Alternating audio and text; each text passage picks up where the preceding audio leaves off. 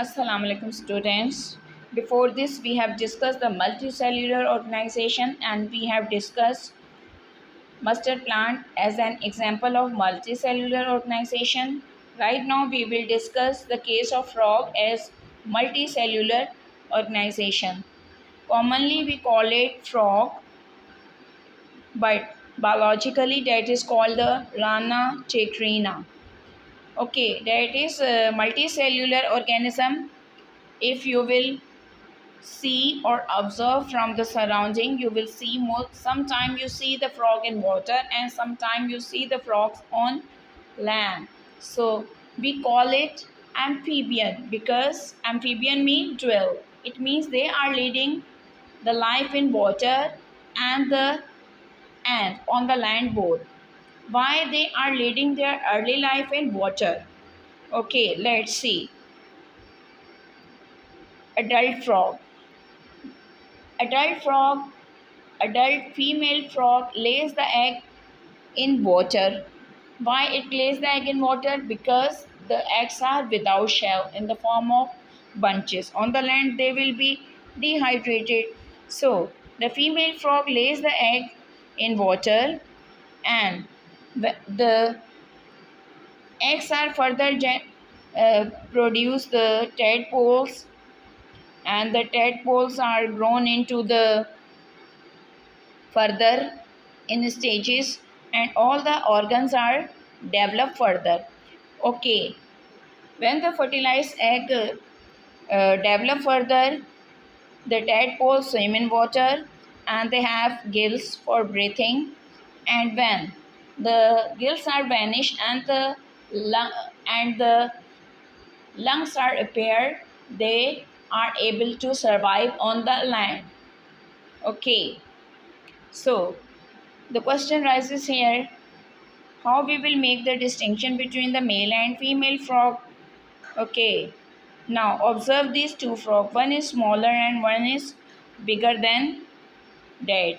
Okay, the male is smaller than the female frog, and the male frog have the vocal cord filled of air that makes the sound. The male frog only makes the sound to attract the female.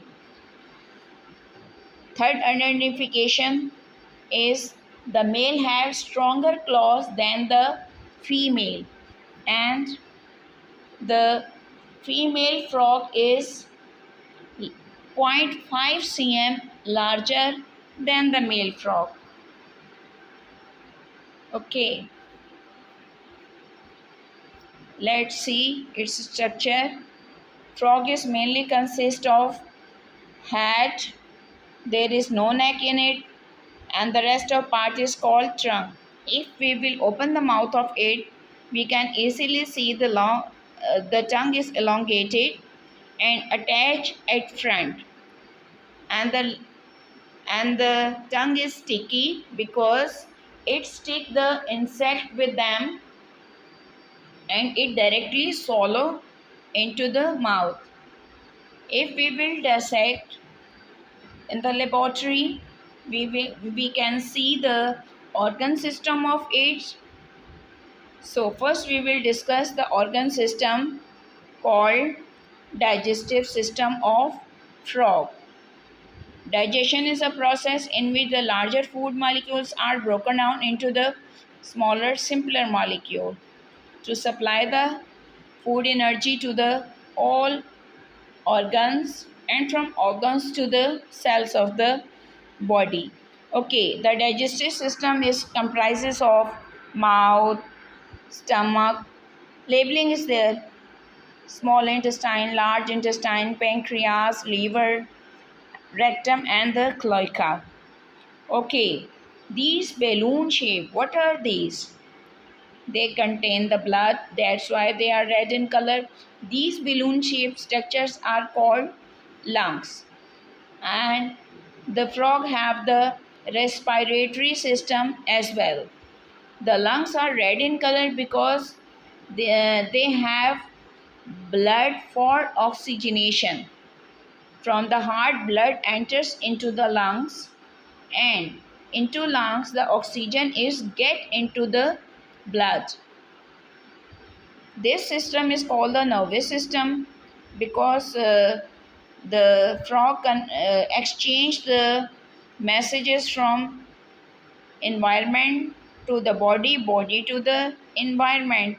Okay, because it reacts what is surrounding it.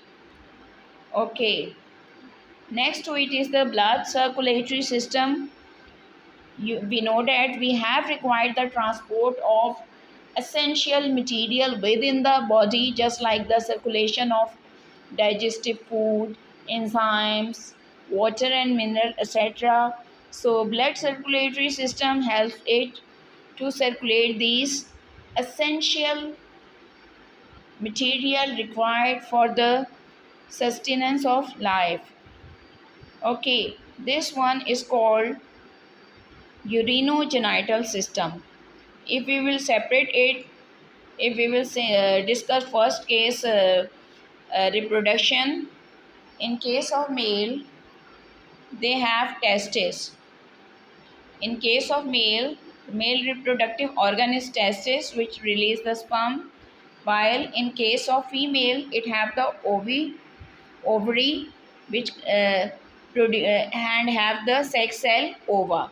Okay, so water in water, the ova and the sperm are released and fertilized externally. So that is the reproductive system. Right now, we will discuss excretory system. The excretory system is consists of the kidney, the urinogenital duct, and the urinary bladder, cloaca, and cloacal aperture. That is same in both case. While in case of visa differentia, while in case of female, that is uterus. Okay, so that is common observation that the frogs are only appear in the season of rain. So where they went? They went to sleep. If they went to sleep in winter season, we call it hibernation. And when they went to sleep in summer season, we call it estivation. They went to sleep in mud and they appear on rainy season for breeding, because on land they can't reproduce their eggs. Okay, its food is mainly the insects, and it have the tissues just like muscular tissues, epithelial tissues, and the nervous tissues, which we have discussed in the previous topic. So it's up now. Allah Hafiz.